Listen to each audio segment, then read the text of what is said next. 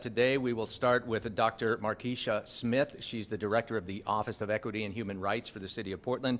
She'll be followed by Mayor Ted Wheeler and then Deputy Chief of Police Chris Davis from the Portland Police Bureau. So let's get right to it and invite Dr. Markeisha Smith to the microphone.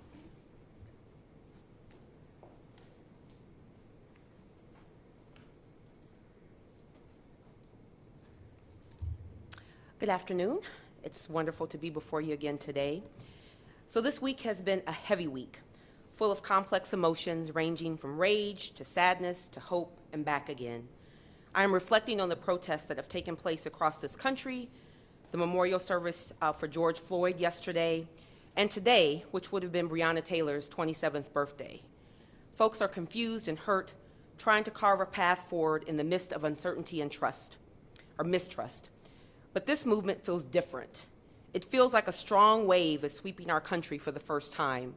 There is a collective voice raised to say enough is enough, and we cannot come out of this movement the same way as we went in. This gives me hope. This is a moment to acknowledge hard truths and face some harsh, uncomfortable realities. I've been asked repeatedly over the past few days about what comes next. How can I help? I would like to offer the following. First, be open and accepting of the fact that white supremacy and white privilege are a reality that has shaped the treatment of Black people from the very beginning. This isn't about I have Black friends or support Black businesses. This is about the undeniable fact that our country was built on the ugly foundation of slavery, and dare I say, we are still operating with plantation styles, realities, and mentalities. Understand that we have systems that function as they were intended in their original design, and we must be about the business of tearing them down and replacing them with ones that are equitable and just. If you're a white person, you need to do your work. It's not the responsibility of Black people or other people of color to do that for you.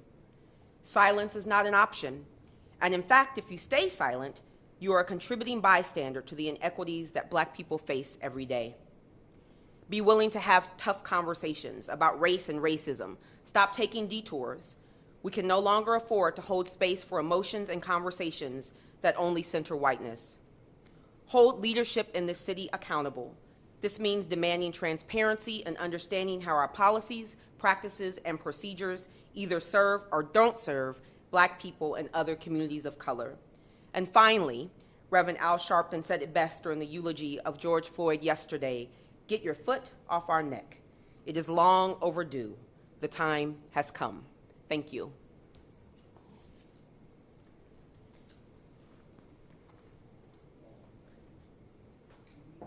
Thank you, Dr. Smith. Now we'll bring up Mayor Ted Wheeler.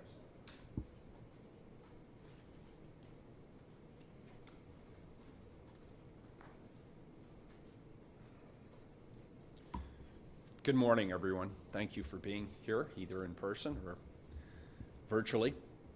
Today now marks one full week of protests here in the city of Portland and, of course, around the nation. 1 week since our community began filling downtown peacefully to demand justice for George Floyd and all Black Americans. Last night's protest followed a script that's starting to sound very familiar to many of us. A powerful and peaceful crowd of thousands marched across the Morrison Bridge and gathered at Waterfront Park. A much smaller group of protesters acted dangerously and violently near the Justice Center. And I want to be very clear to separate those two groups. And our Portland police officers worked hard to support peaceful protest and keep our city safe. They continue to do so despite their exhaustion, and I want to commend them for not only doing everything they can to keep peaceful demonstrations safe, but also potentially saving lives in the process. I made a commitment that we cannot continue to let our institutions fail our Black neighbors, friends, and colleagues. So today I want to take a step back and reflect on the past week.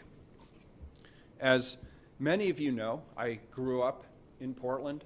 I was born and raised here. I've had the opportunity to raise my daughter here, and it's truly been the greatest privilege of my life to serve as your mayor.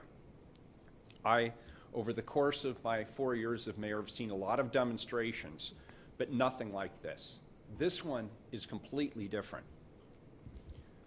First of all, protesters span all demographics in this community: race, age, gender, geography. People who look different from one another, who come from different backgrounds, who have different lived experiences. They're coming together and they're finding common ground. And what they're all demanding is both justice and reconciliation. And they want to do it in partnership with government. And with each passing day, there seems to be even more energy, more solidarity. Over the past week, Black leaders in our community have graciously shared their pain and their resilience and their ideas for moving forward. I want people to know this. I am listening, I will keep listening, and I'll make sure that the City of Portland takes action. If we want to change the outcomes, then we have to commit to changing the policies, the plans, and the culture that created those outcomes in the first place. Some of those changes are going to take time, and some of those changes are things that we can do right now. That's why I decided on Wednesday that we will end the use of school resource officers in school districts throughout the City of Portland, and will redirect those police officers to other places where they're needed in the community. I announced that yesterday. And that's why we decided to reinvest $1 million from the police budget back into a community-driven process to support Black children here in Portland.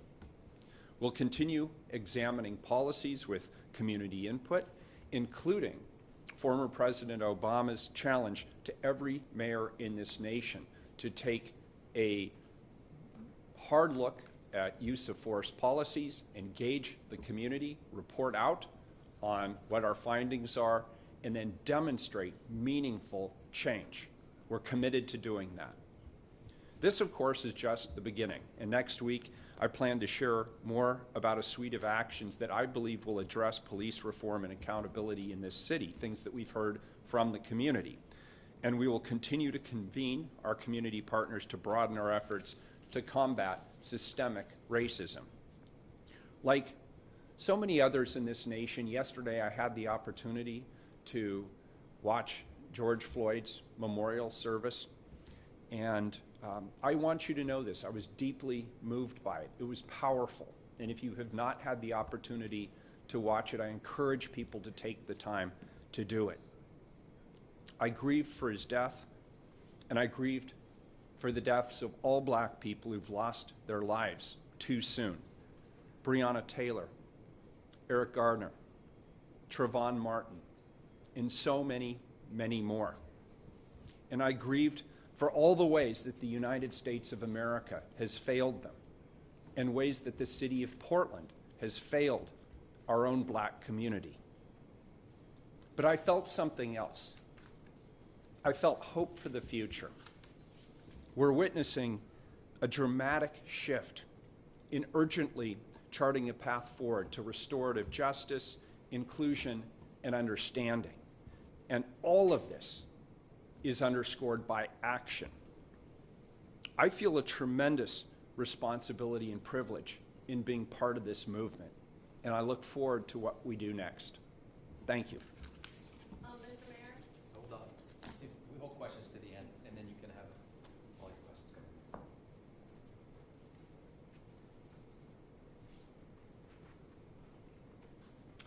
Okay, next up will be Deputy Chief Chris Davis from the Portland Police Bureau. And after that's done, we'll open the floor for questions. And we're going to begin with questions for Chief Davis, so he can just remain up here at the microphone and we can minimize the back and forth between the speakers. But think about questions if you have them for Dr. Smith or Deputy Chief Davis or the Mayor. Chief.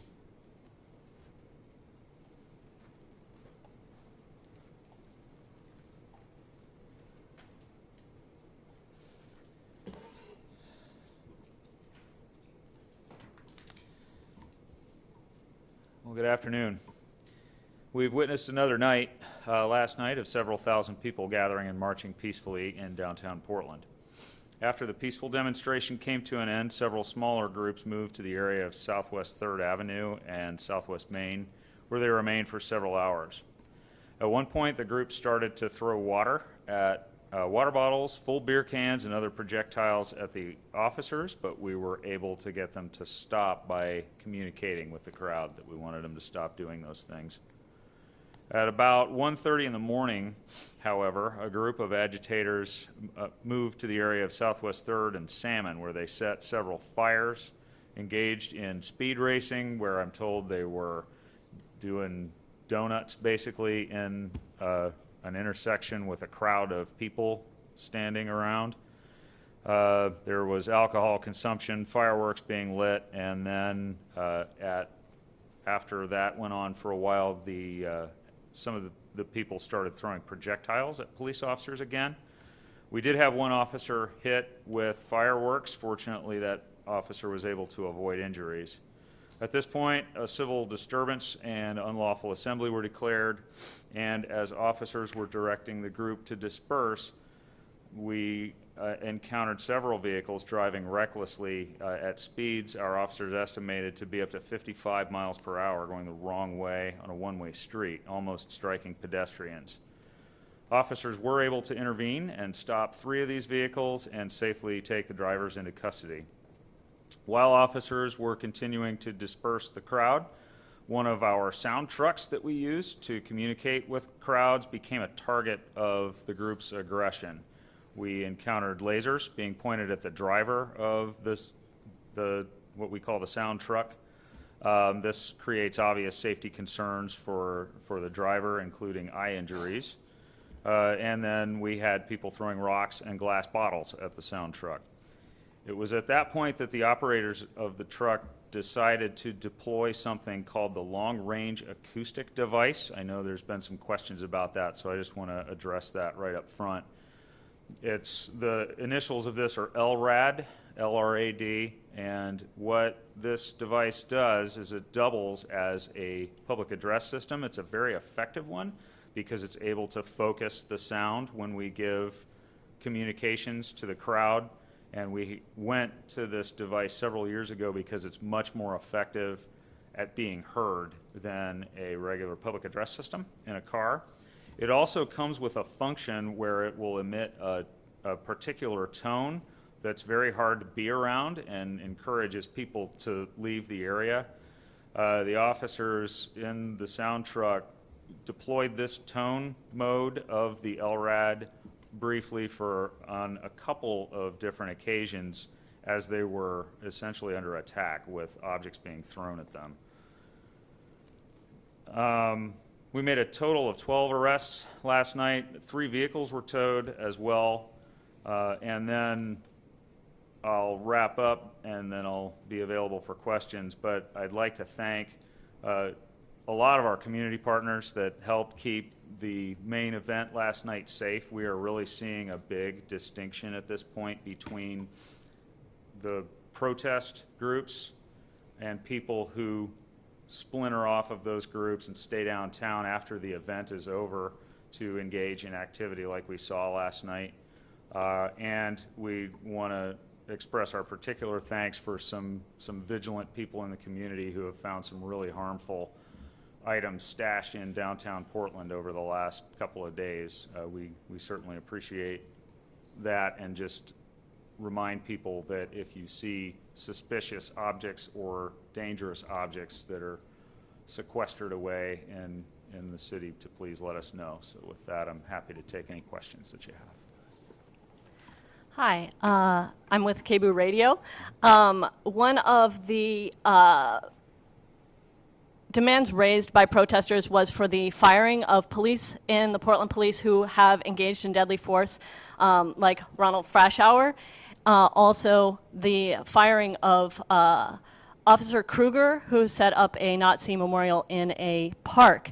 Are you going to fire those officers, and will the chief of police resign? You'll have to ask the chief what her plans are. She certainly has not mentioned anything to me about resigning, and Captain Kruger retired from the Portland Police Bureau and is no longer employed by the city. As far as Officer Frashauer, it's a matter of public record, his case, and the arbitration award that came out of that several years ago. I think the question was about cutting the pension for Kruger. The pension is a matter of the city charter, and the pension, the fire and police disability system is a separate bureau from us and is completely outside the authority of the Portland Police Bureau. And what moves are the Portland Police taking to address the use of force by Portland Police that has been under investigation multiple times by the Department of Justice? So there was one very large investigation that most people in the community are probably familiar with by the U.S. Department of Justice. We entered into a settlement agreement with DOJ several years ago, and we are actually happy to note that we are nearing full compliance with the settlement agreement. As a result of that, we have made a number of significant reforms to the way in which we investigate and document use of force and review every use of force by a Portland police officer to make a determination as to whether it was in policy, and in cases where force is determined to be outside policy, either because it is excessive or because there is some technical violation of our policy, we take corrective action. And the DOJ is currently monitoring our compliance with that settlement agreement. That work will go on. Eventually the DOJ will have to leave, obviously, but that work will go on after they have gone, and we will continue to build on the foundation that we have constructed along with the DOJ to make sure that we are completely transparent and above board with regard to the use of force, and that we address any issues that we see there. So we are already starting with a really good foundation for delivering some of those reforms that we're hearing called for all over the United States in our profession. All right, Chief Davis, I'm going to read some questions that have been both emailed and texted into me for you. This one from the Oregonian: has the PPB used the LRAD? You spoke briefly about that, but the long-range acoustic device before during protests, as was used Thursday night, and can you explain a little more about what it is and what kind of training police receive to use it? We have used it before. I have some notes here about this because this is not something I personally have worked with a lot, but we have used it before. It's very rare, and we haven't always found it to be effective, but it's not something that we use very often because we've really had such mixed results with it. And again, as I tried to describe it earlier, it's a particular tone, and it's really hard to describe. It might be something that we might want to give the media the opportunity to just come see for themselves if we can park it someplace where it won't disturb people and people can hear it for themselves. But it is intended to be a noise that is really hard to listen to, and it's, again, with all of these tools like the LRAD or CS or some of those other things are really just intended to get people who are refusing to move from an area where we are encountering a high volume of dangerous activity to move out of the area. And the use of these things is always preceded by warnings. And we do have some guidelines within the training for the rapid response team for when it's appropriate to use that. Okay, this is a question that we have from KGW, and they want to know why tear gas is being used in a pandemic, and what is the difference between CS gas and tear gas, and that's the question. So after yesterday, I was taken to school on the difference between tear gas and CS gas, and now, as I understand it, apparently, and again, I've spent a little bit of time in the rapid response team as a command officer, so, as I said yesterday, we're pushing the limits of my technical understanding of all of the details of each of these tools and how they work. But there are different kinds of irritants or tear gas or whatever you want to call it. At one end is something like pepper spray, or oleoresin spray, That is actually a little worse than CS gas because when you're exposed to that, that sticks with you for about 90 minutes, and it's really hard to wash off, as opposed to something like CS gas, which is a substance that if you walk out of it, you really stop feeling the effects almost right away, and you'll have some residual effects that at least I've encountered all the times I've been exposed to it, where I might get a little bit of an aftertaste, but you're functional a lot faster and you suffer a lot less long. And again, the whole reason why we use these tools is to just encourage people who are engaged in violent activity to move out of an area and stop engaging in violence. And we have fairly high thresholds for crowd behavior before we're going to deploy any of these objects. Okay. Got a three-part question from K2 Television. First part, what is your response to the city of Minneapolis agreeing to ban chokeholds by police and require officers to report and intervene when they see an unauthorized use of force by another officer? I think that's great. Those are steps that we've already taken in the Portland Police Bureau. We've stopped using the chokehold years ago before I even was hired here. And we have, if that technique gets used in a force encounter, it is considered deadly force, and it's evaluated in the deadly force standards. So it is, I can't think of a time that we've used that in the time that I've worked here. We also train extensively, obviously, in control tactics and ways to take people into custody who sometimes resist physically. And in all of our training in the Portland Police Bureau, we train our officers to avoid the neck because it's a pretty vulnerable area on people. And so even in the last couple of years, we've evolved our training for when you're taking a resistive person into custody. And I won't go into the specific tactics right now because we don't have time, but this whole shift that we've made just in the last few years in our control tactics training has been even further away from any kind of contact with the neck, because even if you don't have the immediate effect that we saw in the murder of George Floyd, you can still really hurt somebody if you mess around with this part of their body too much in a struggle. And so we try to avoid that as much as we can, other than in a situation where there's just absolutely no resort and it becomes a deadly force situation.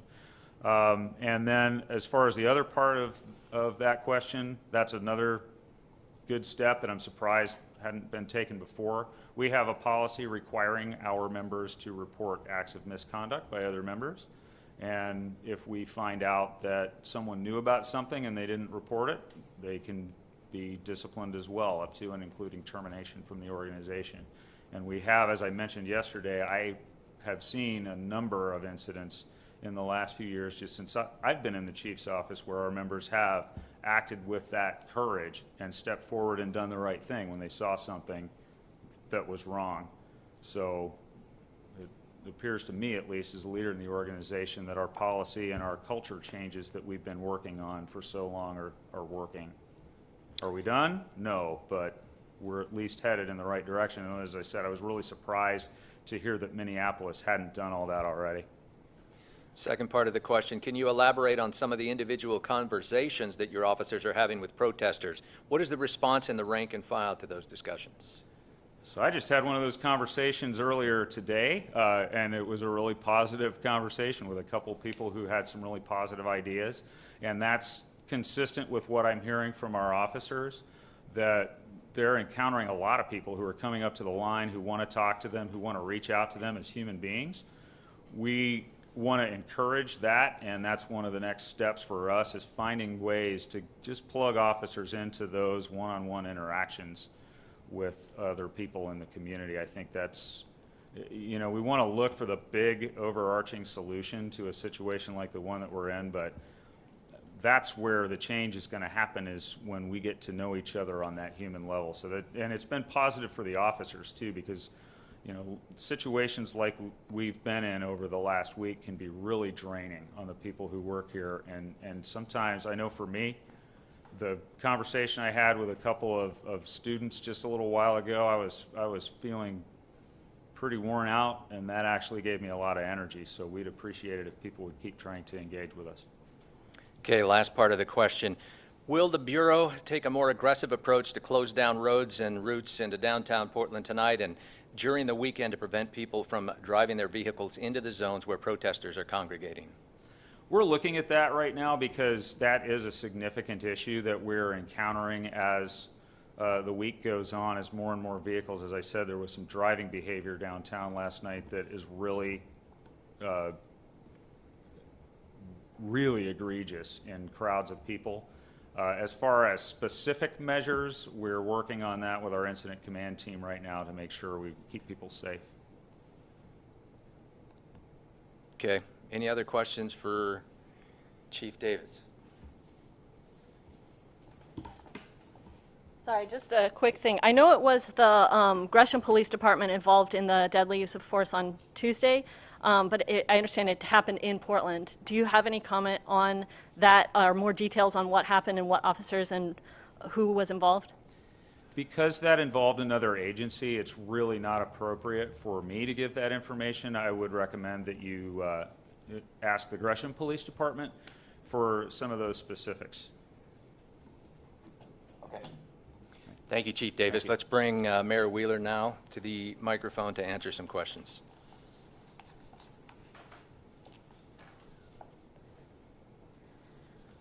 Hi, Mayor Wheeler. Kebu here. The president of the City Council in Minneapolis today said they're taking the first steps to dismantle the police department by issuing a restraining order on the police there. Will you take a similar measure here in Portland and dismantle the police, replace them with a different kind of community approach? And will you yourself resign, as some protesters are asking? Well, first of all, I'm not completely familiar with what's been proposed in Minneapolis, and I'd certainly like to further evaluate that. I think at this time in history, everybody has to be willing to take a look at all options, all innovations, and put everything on the table and be honest about what the options are. We are already in the city of Portland, through our city council, through the mayor's office, we're already looking at ways to redeploy resources, not just the things we talked about yesterday, redeploying the school resource officers or taking resources from the police bureau and supporting the education and nurturing of black children in our community. But we've also looked at fundamentally reshifting our first responder program, for example, through the Portland Street Response. And that is a partnership that I've engaged in with Commissioner Hardesty and Street Roots and many other organizations to look at how we manage people in crisis on our streets. That's something that's been requested from the community. The community brought us a package that we thought looked great. So everything should be on the table. With regard to your second question, should I resign? I have not considered resigning, but I do believe part of the healing process requires people like me, those who are privileged. I am a white male, relatively affluent compared to most of the population. I come with a lived experience and a sense of privilege that allows me and people like me to take for granted things like leaving the house and not worrying about whether or not I'm going to come back. As I heard from some of the pastors yesterday and the day before, I don't have to set my cruise control at 20 miles an hour when I'm driving on a Portland City street because I'm not worried that I won't come home. And one of the positive outcomes of these mass demonstrations is people are starting to hear, the majority community is starting to hear what the black community is known for the entirety of their lives, which is that just by virtue of being black in our community and in our society is dangerous to them because of the institutional racism and because of the injustices that continue to be wrought in our community and across the nation. So I've committed to do anything I can, and that includes for people like me being willing to cede both power and privilege.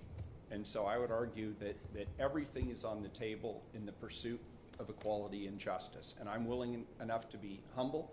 I'm willing to be in a listening mode rather than a speaking or reactionary or defensive mode. And I truly, as somebody who loves this community, I want to do what is in the best interest of the community. And from where I stand today, a week into this, I would argue that everything is on the table. Got a question here for you, kind of along the same lines from K2 Television. On the topic of calls to defund the police, how much openness is there to radical ideas for reform, to looking at ways to reallocate funding and potentially changing the first responder system?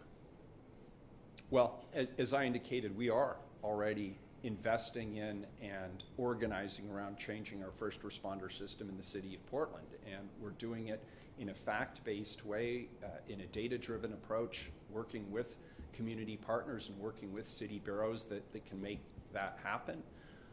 With regard to the first part of the question, these are transformational times. What we're seeing on the street, as I've described, you can describe it as a reckoning, you can describe it as a tipping point, however you want to describe it. What clearly is called for is transformative change.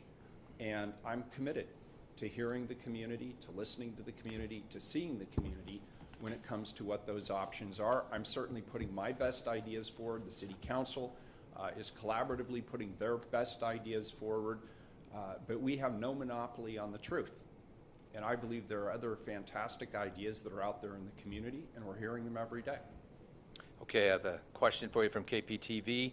Can you please address the meeting you had last night with the governor and the Urban League of Portland? It was actually, I think, put on by the Urban League. The governor was invited, you were invited, the NAACP was invited, and it was about police reform. What was discussed, and what kind of change you're committed to going forward after that meeting? That was a great and very positive forum last night. The president of the NAACP, the president of the Urban League, Governor Brown was president. My colleague, Commissioner Hardesty, was present.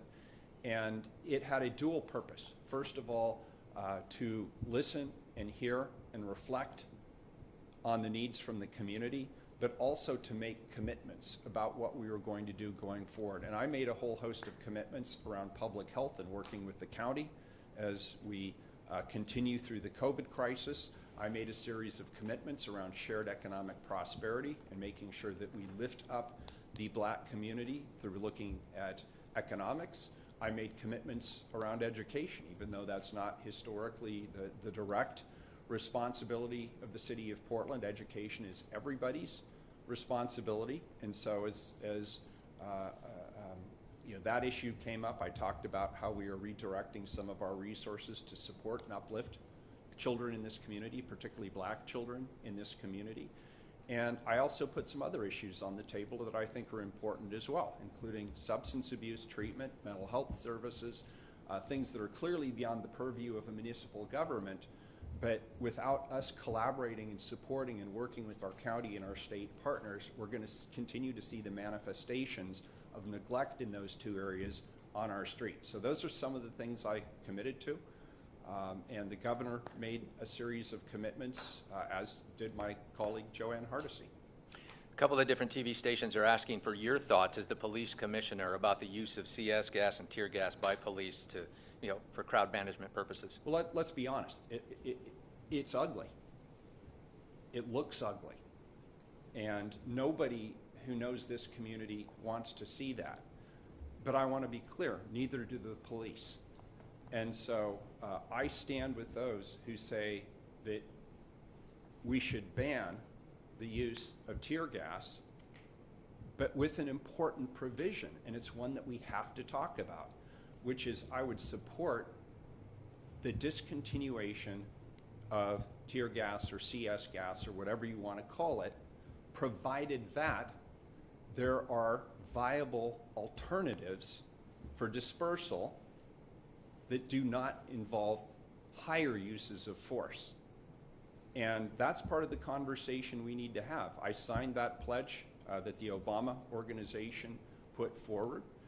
That will obviously include questions about the use of CS gas as well as other crowd disbursement techniques.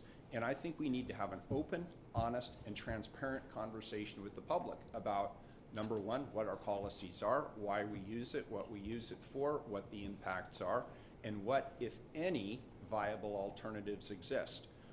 So I'm not willing to say today I would ban it without also acknowledging that we need to know that there are viable alternatives that do not include a higher use of force. I'm open to that conversation, and it's one we're obviously going to have. All right, Pat at KGW is asking about the Portland Police Association contract negotiations. First question is kind of two parts. Are there negotiations happening now? And if so, what are the areas where the two sides disagree? Well, we're not in bargaining at the moment, and so I don't feel at liberty in the interest of bargaining in good faith to be able to say what is on the table or off the table. It is considered not bargaining in good faith if I talk to you about specific issues that are included in the bargaining process. I will tell you that there are ongoing discussions right now about the possibility of extending the contract for 1 year. The reason for that being that we had to suspend contract negotiations when the COVID crisis hit. We start negotiations by bargaining the ground rules of bargaining, and we did not anticipate virtual bargaining. So we stopped the process until we could agree on a new process. And what's happening now is both the city council, and the PPA are discussing the possibility of a contract extension in the short term until the COVID crisis passes. And so on the last part of the question is, will the new contract, when it eventually is gotten around to, include changes that increase police accountability, such as releasing the names of officers disciplined by the Bureau? Well, all of this is, of course, on the table for bargaining, but you know that I and my administration and the community have long prioritized questions around disciplinary action and accountability. And we, of course, support the legislation that has been put forward by the People of Color Caucus in the Oregon legislature. I've asked the leadership of that caucus to come to the city council's, I believe it's June 11th, work session to present their work and talk about how we could work in alliance on that. Thank you for that. One more question from Coin TV, and you sort of addressed this earlier. There are growing concerns from health experts here as well as around the country about the use of CS gas. Will you allow the Bureau to continue to use it on protesters? I think I already answered that question, and one part I should have added is, on one hand, are there viable alternatives? Number two, are there viable alternatives that don't involve a higher use of force? And number three, can our officers be safe and use whatever those tactics are safely? Okay, any other questions? Yeah. Would you temporarily ban it during the COVID-19 pandemic? I think everything should be on the table. There are many discussions about use of force underway, and on a daily basis, the incident commanders make different decisions based on the circumstances. You had said that you are moving some funding. At the same time, you also requested an increase in funding to the Portland Police Bureau in this year's budget. Will you change that and call for a decrease in funding, and will you decrease that funding down to zero? I most certainly will not decrease the funding of the Police Bureau down to zero, because at the end of the day, criminal activity still happens in this community. Hundreds of thousands of people call for police assistance throughout the year, and we still need a robust public safety function in this community. If somebody jacks your car, breaks into your home, mugs you, you still expect when you call 911 that the police are going to show up and they're going to conduct an investigation and that they will hold people accountable. So I can say safely that zero is the wrong number. With regard to the increase, I want to be very clear. I held the Police Bureau to the same constraint reductions that I held every other bureau to. What is being identified as cost increases include things like the pension. In addition, we have just made a commitment to take resources out of the school resource officer program that'll actually come from vacancies in the Police Bureau and allocate those instead to the community's highest needs around supporting Black youth in their educational process. So I'm not sure in fact, I'm sure I don't agree with the characterization that we are increasing the Police Bureau budget in the proposed budget, now the adopted budget.